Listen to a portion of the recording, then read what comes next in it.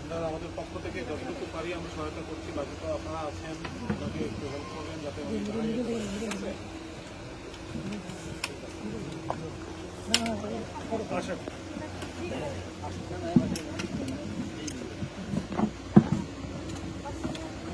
এখানে আমাদের বিজিবির পক্ষ থেকে 3 লক্ষ টাকা আছে। হ্যাঁ, ইনশাল্লাহ দোকান দিতে পারবেন। আপনি যেটা করতে যাচ্ছেন না, হবে না?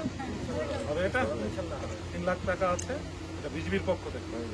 আমরা সীমান্তের মানুষের নিরাপত্তা এবং আস্থার প্রতীক হিসেবে থাকতে চাই, সেই হিসাবে আপনাকে এটা দেওয়া হবে। ঠিক আছে?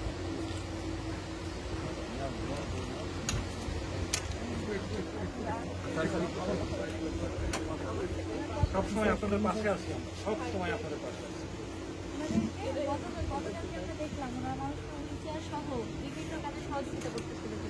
আপনাদেরকেও কিন্তু আপনাদের পরিবারটা যেন এখন কর্মসংস্থান হয়ে দাঁড়াতে পারেন, এই জন্য সহযোগিতাটা।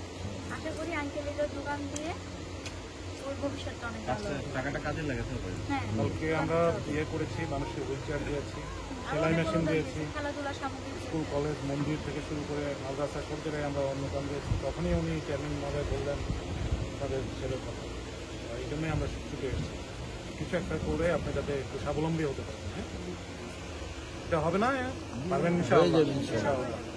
সুন্দর করে চলার মতো একটা পরিবেশ হবে, টাকাটা কাজে লাগাবেন অবশ্যই। এই যে আমার সিও আছে জয়পুরহাটের, লক্ষ্মীগড়ের নাহিদ সাহেব আছে, হ্যাঁ, সেক্টর কমান্ডার আছে, ওনার এলাকার মধ্যে এটা করেছে। আপনার সিও সাহেব খেয়াল রাখবেন। ঠিক আছে, কোনো সমস্যা হলে জানাবেন, সিও সাহেবকে জানাবেন।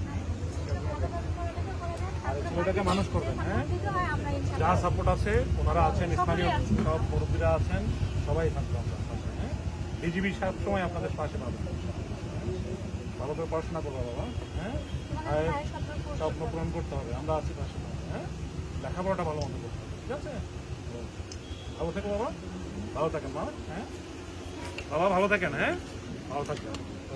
বিজিবি আছে আপনাদের সাথে, সবসময় আপনাদের পাশে আছে। ঠিক আছে।